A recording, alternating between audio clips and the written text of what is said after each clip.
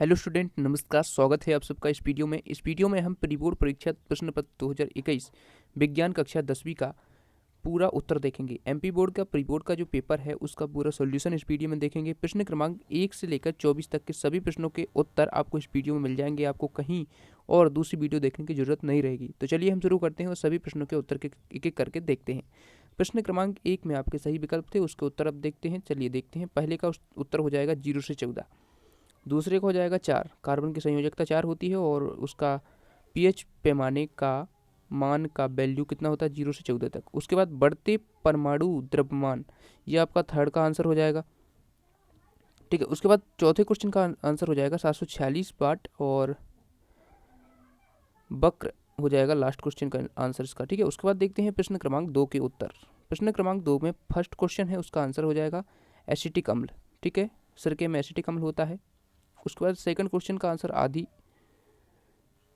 ठीक है। Third question का आंसर शून्य हो जाएगा और फोर्थ का हो जाएगा विद्युत मोटर। फिफ्थ का हो जाएगा CFC क्लोरोफ्लोरोकार्बन। उसके बाद देखते हैं नेक्स्ट क्वेश्चन, प्रश्न क्रमांक 3 का उत्तर, जिसमें हम पहला क्वेश्चन देखेंगे। इसका आंसर है अभिकारक। दूसरे का आंसर मेथेनोइक अम्ल। उसके बाद प्रश्न क्रमांक 3 का उत्तर ग्रेगर जॉन मेंडल। फोर्थ का अनंत और फिफ्थ का हो जाएगा प्रकाश संश्लेषण। उसके बाद देखते हैं प्रश्न क्रमांक 4 का उत्तर। प्रश्न क्रमांक 4 में पित्तरस से मिला लेंगे आप वसा।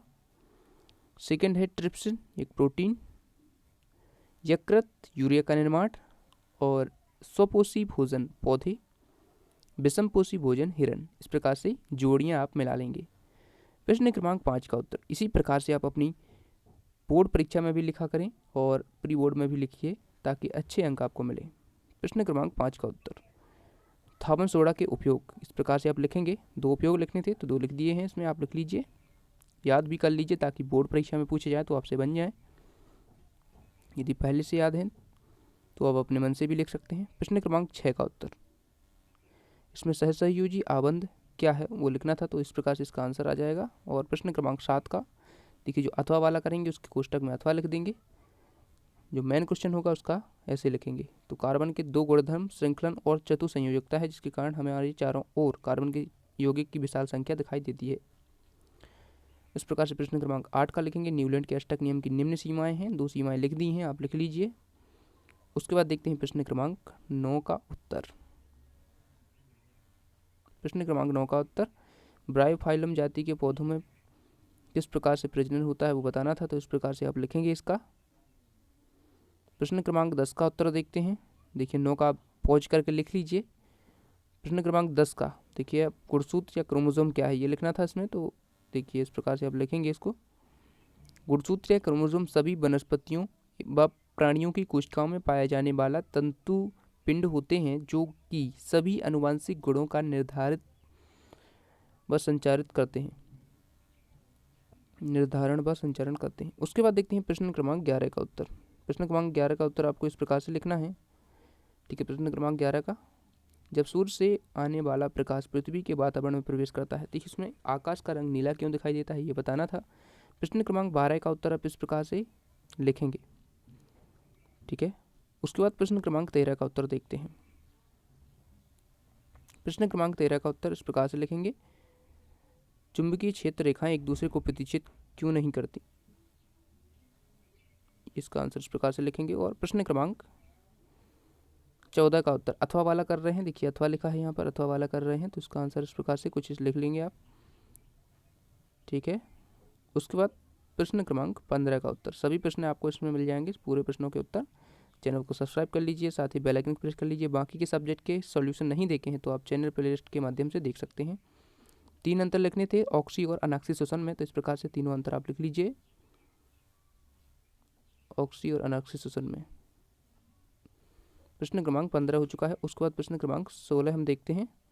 प्रश्न क्रमांक 16 के आंसर, 16 का आंसर इस प्रकार से है, किसी चालक का प्रतिरोध किन बातों पर निर्भर करता है, तो ये निम्न बातों पर निर्भर करता है। पहला है चालक की लंबाई, तो चालक की लंबाई में इस प्रकार से वर्णन कर देंगे। चालक की मोटाई में इस प्रकार से वर्णन कर देंगे और चालक की प्रकृति पर निर्भर करता है।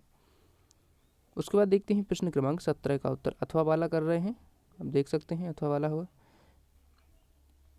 इस नियम के अनुसार, ये नियम है। ठीक है। आपको इस प्रकार का नियम लिख लेना है, फ्लेमिंग के बाएं हाथ का नियम।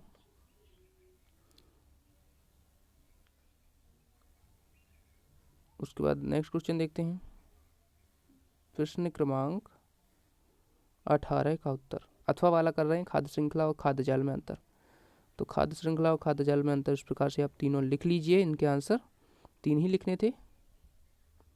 उसके बाद देखते हैं प्रश्न क्रमांक 19 का उत्तर। प्रश्न क्रमांक 19 में श्वसन को रासायनिक ऊष्माक्षेपी रासायनिक अभिक्रिया क्यों कहा जाता है? तो 2 कारणों से कहा जाता है। इस प्रकार से पहला कारण ये लिखेंगे, दूसरा कारण ये लिख लेंगे। इस प्रकार से ये आप रासायनिक अभिक्रियाएं भी लिख दीजिए। उसके बाद प्रश्न क्रमांक 20 का उत्तर, प्रकाश के किरण का किसी एक माध्यम से दूसरे माध्यम में जाना। ठीक है, ये आपको प्रकाश का अपवर्तन लिखना था और उसका नियम लिखना था। ठीक है, तो नियम लिखे हुए हैं।